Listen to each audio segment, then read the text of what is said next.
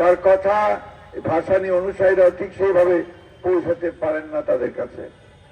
এটা সম্ভব নয় সম্ভবত যে প্রজন্মের যে গ্যাপ আছে সেই গ্যাপে সেটা সব সময় সঠিকভাবে হয়ে ওঠে না। মোহাম্মদ ভাসানী একটা মহিরুহ, একজন কিংবদন্তির নায়ক। তিনি ছিলেন সে ব্রিটিশদের বিরুদ্ধে সংগ্রামকে লড়াই করা মানুষ। তখনও সেই কৃষক শ্রমিক মেহনতি মানুষদের সঙ্গে নিয়ে লড়াই করতেন। সেই লড়াই করে তিনি সবশেষে পাকিস্তান আন্দোলন করেছেন এবং সেই আন্দোলনে তারা সফল হয়েছেন সেই সহবাদী ফজলুল হক সকলকে নিয়ে। পরবর্তীকালে যখন পাকিস্তান তৈরি হয়েছে তখন পাকিস্তানের শাসক গোষ্ঠীর বিরুদ্ধেও তিনি একইভাবে সঙ্গে লড়াই করেছেন। তার আরো পরে যাকে সশস্ত্র সংগ্রামের মধ্য দিয়ে মুক্তিযুদ্ধের মধ্য দিয়ে যখন দেশ স্বাধীন হয়েছে তারপরে তৎকালীন শাসক গোষ্ঠীর বিরুদ্ধেও তিনি একইভাবে সংগ্রাম লড়াই করেছেন।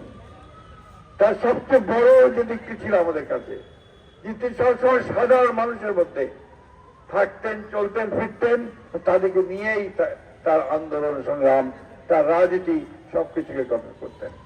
আপনাদের কারো যদি সৌভাগ্য হয় টাঙ্গাইলে, তাহলে আপনি গিয়ে তার মাজার যে আছে সেটা জিয়ারত করতে পারেন। তিনি যে ঘরে থাকতেন একটা ছোট্ট কুড়ে ঘরের মধ্যে, সেই ঘরটি আপনারা দেখে আসতে পারেন। একটা এত বিশাল রাজনৈতিক নেতা কিভাবে সহজ সরল জীবনযাপন করেছেন এবং দেশের মানুষ ছাড়া যার রাজনীতির আর কোন রকম বিষয় ছিল না, সেটাই হচ্ছে সবচেয়ে বড়। আমি আগে বলেছি ফারাক্কা হচ্ছে আমাদের প্রতিরোধের একটা কথা। এই প্রতিরোধ গড়ে উঠেছিল মৌলানা ভাসানী ডাক দিয়ে মানুষকে সংগঠিত করে তিনি সামনের দিকে নিয়ে গিয়েছিলেন। তৎকালীন ভারত সরকার যেভাবে একতরফা সিদ্ধান্ত নিয়ে চলে যাচ্ছিল তার বিরুদ্ধে লড়াই করেছিলেন, আর তাকে সম্পূর্ণরূপে সহযোগিতা করেছিলেন আমাদের দলের প্রতিষ্ঠাতা, আমাদের স্বাধীনতার ঘোষক শহীদ প্রেসিডেন্ট জিয়াউর রহমান। আজকে আমরা সবাই জানি শহীদ প্রেসিডেন্ট জিয়াউর রহমান তখন জাতিসংঘে ফারাক্কায় তুলতে সক্ষম হয়েছিলেন।